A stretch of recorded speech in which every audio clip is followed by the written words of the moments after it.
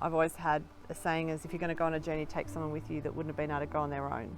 So Into Your Hands does represent that for me. It's about extending what I can do to a greater audience, and it's also about their expertise in gaining other funds from different organisations, like nationally or even internationally, to bring those funds back into our region. I believe our region, it's blessed with the most incredible physical environment.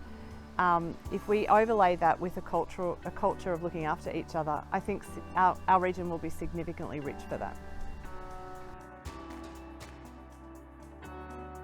After travelling around the country, came back to realise what an iconic national park we had, and then the idea of having that sort of establishment or infrastructure on a mountain would be never replaceable ever again.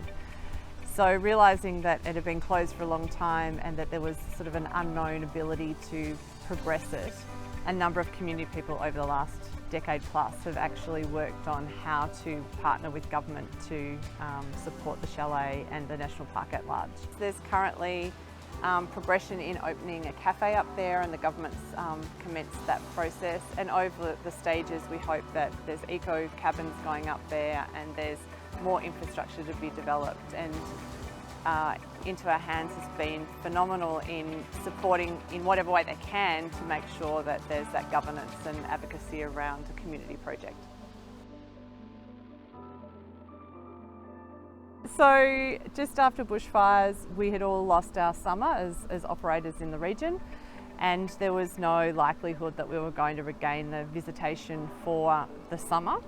So Mel and myself from Feathertop decided that there was an opportunity to try and advocate something in Melbourne. So within a very short space of time, we talked to the community, whether they be food and wine producers, whether they be retailers, practically anyone that wanted to reach out. We trundled everyone down to an event in Melbourne at the Timber Yards in Port Melbourne, and really gave those vendors an opportunity to have an audience and have a customer base. So it was like, they can't come to us, so we'll go to them. And in the space of a couple of hours, we did $500,000 worth of sales for the businesses. The difference where businesses were coming to me saying, this is the difference about me paying my electricity bill, this is the difference about me getting my kids back to school next week. It still gives me goosebumps. We had people queued 3 blocks around the Timber Yards to try and get in, and we decided to just do a gold coin donation because we weren't sure what we would do with that money. But I'd set up with Into Our Hands a sub-fund, again, to have complete independence of putting that money in and then reallocating it to community groups. So there was over $10,000 donated that went to both the CFA and wildlife rescue within our community.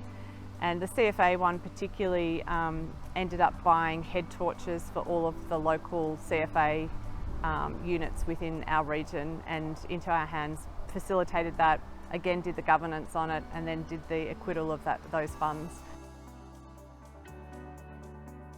I want my money to stay in the region, and I want really good decisions on how we become sustainable, whether it's building childcare centres, whether it's looking after the aged, whether it's making sure that we've got community banking in our communities. I think having good people committed to our region and our own funds in longer perpetuity being in the region is important to its sustainability. I think that the last few months, post-Christmas even, have allowed us to start thinking about the broader picture again. So obviously the development of the Chalet and the National Park is still on the agenda very strongly, and what that partnership looks like. I'd love to think that there was some more community involvement in the long-term delivery of the mountain, and Into Our Hands would be the perfect vehicle for that. Why did I choose Into Our Hands is because it was based in Myrtleford, and it came out of bushfires that we were all so severely affected from. And I think there's a history of Into Our Hands doing the right thing. So all of those combined mean that I know there's other organisations in a sort of a greater sort of radius of our region, but if we can develop this one and the growth of this over 10 or 15 or even 2 generations, like, we can really make an impact.